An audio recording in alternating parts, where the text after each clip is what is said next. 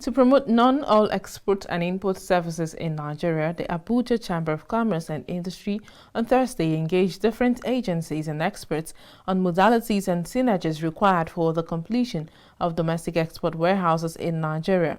The warehouse, which is expected to contribute significantly to the economy and create employment for youth, will be launched by the first quarter, March 2022. Benedict Uku completes the story as read from our studio. As part of the federal government initiatives aimed at decongesting the ports and bringing imports and export services closer to people, the Nigeria Export Promotion Council embarked on creating domestic warehouses to encourage non-oil export and import services in Nigeria. The domestic export warehouse is expected to contribute significantly to the economy of Nigeria and create employment for the teeming youths when launched in March 2022. At a roundtable discussion with experts on import and export businesses organized by the Abuja Chamber of Commerce and Industry Policy Advocacy Center, the Assistant Director Product Development NEPC, Afolabi Bello, highlighted some of the achievements and how it will contribute significantly to the economy of the nation. What we seek to do is that we know the challenges faced by our exporters. There are multiple challenges. There are many. One of them is supply chain problem, logistics, supplying at the right time to the buyer, port congestion, transportation problem, timely delivery. So we want to use the deal to solve the supply chain constraint. What the deal seeks to do is to have a warehouse facility close to the source of the agricultural products, where all the exports regulatory and facilitating agency will be domiciled in that facility. So all the export operation, documentation, and activities will be done in that facility. So when the goods are ready to be shipped, it will be stuffed in the container, loaded on a truck, on a due accredited truck, and with MPA signal, it will go straight to the port. So there will be no delay on the road, there will be no congestion, it will be loaded straight on the vessel.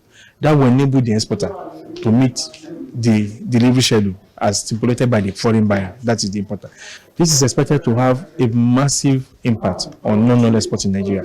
Because with this deal, we can even double our export volume and value. Because we are at a critical point where we need to generate foreign exchange. 9 operators have been licensed, 5 received full approval, 4 have provisional approval. Provisional means we notice a few gaps that they are to fill, and they'll be given some time to provide them in terms of maybe infrastructure and some facilities. Those that have full approval in Kaduna, Kano, and Lagos are going to commence operation by the end of the first quarter of this year. That is by March. The Director Policy Advocacy Center of ACCI, Olawale Rashid, who is optimistic that the initiative will aid in the activities of the industry, backed the NPEC and recommended synergy among agencies and NDAs. Yeah, based on what the contributions from the participant and NDPC and others, it will definitely help the economy.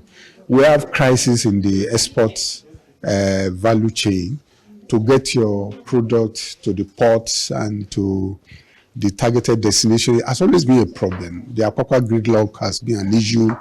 And now, when you have DEW, if it works properly, what will happen is that it will ease the burden and the challenges and the gridlock you have across the value chain. Kaduna Inland Dry Port being the first dry port in operation in the country, the Port General Manager Rotimi Raimi talked about how it has enhanced export and import services in the north. This export, I've said it's going to help the government to know what goes out in the international trade and to be able to know the volume of goods that have been exported. And it will help us to balance trade. In addition to this, the exporter, who most time when they are taking their goods to Lagos, before getting to the port, they find it difficult. That will not be the case anymore. Because what they're supposed to do, they can do it at Kaduna Inland Dry Port. But what is important now is sensitization. Because most of the exporters, they don't know the value. They don't know the importance. They have been doing this front and back exports. But if this sensitization is being sent, awareness being created, they will be able to know the right thing to do, and this will now enhance their business. Other representatives from different agencies applauded the initiative, recommended that local quality culture should meet the international requirements. There's a need for training, retraining.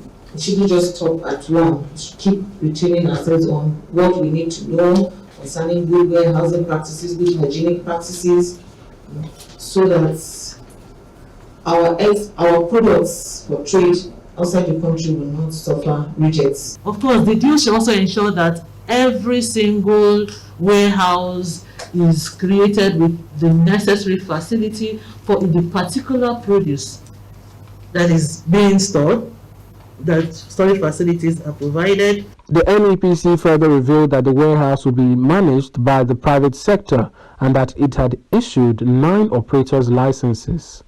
The roundtable discussion has created an avenue for more collaboration and synergy among stakeholders in the industry. In a